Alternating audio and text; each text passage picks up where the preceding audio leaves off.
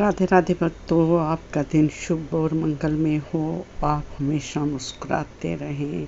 आप सबको श्रावण मास की हार्दिक शुभकामनाएं। आज मैं श्रावण मास महात्म्य का 24वें अध्याय की कथा करने जा रही हूँ। चलिए शुरू करते हैं। ईश्वर ने कहा, हे ब्रह्मपुत्र, पूर्व कल्प में दैत्य के भार से अति दुखी हुए अति दीन हो पृथ्वी ब्रह्मा की शरण में गई।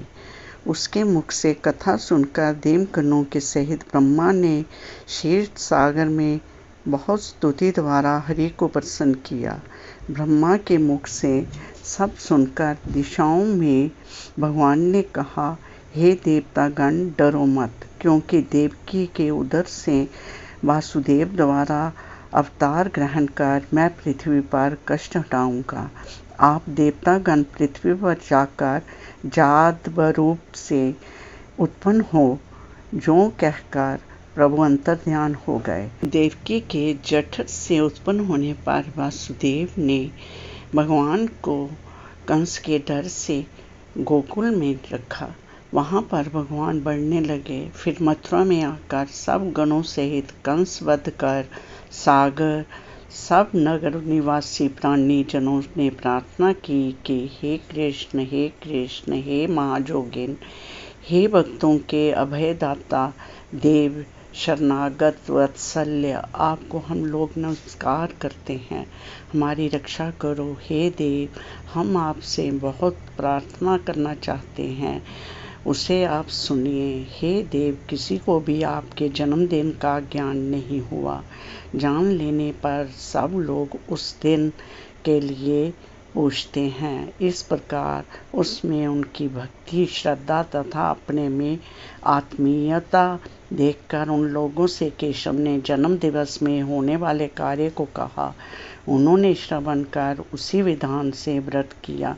व्रत करने वाले को भगवान ने बहुत वर दिया।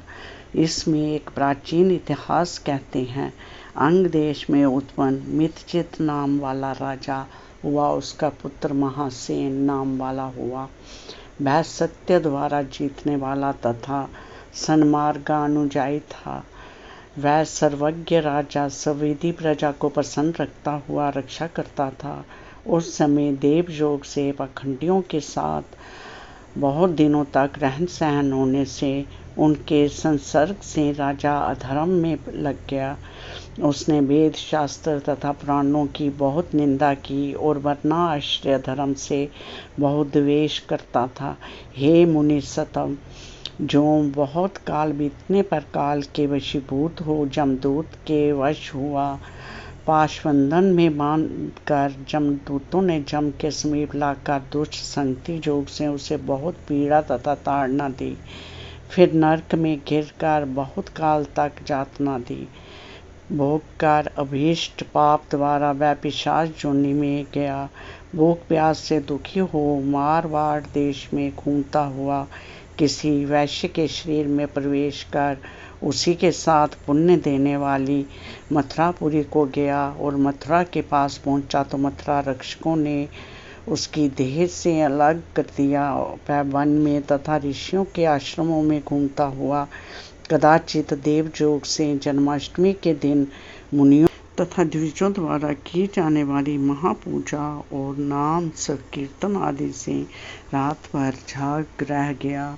सब विधि सब कामों को देखकर हरि कथा सुनी, जिससे उसी क्षण ही निष्पाप, पवित्र और स्वच्छचित्त हो गया। उसी समय प्रेत शरीर छोड़कर विमान द्वारा विष्णु लोक को गया। जमदूतों से त्यक्त हो दिव्य भोग संबंधित हो गया।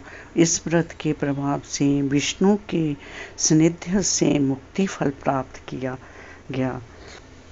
जो भी इस कथा को सुनता है वह सब कष्टों से मुक्त हो जाता है। हर हर महादेव, हर हर महादेव। राधे राधे।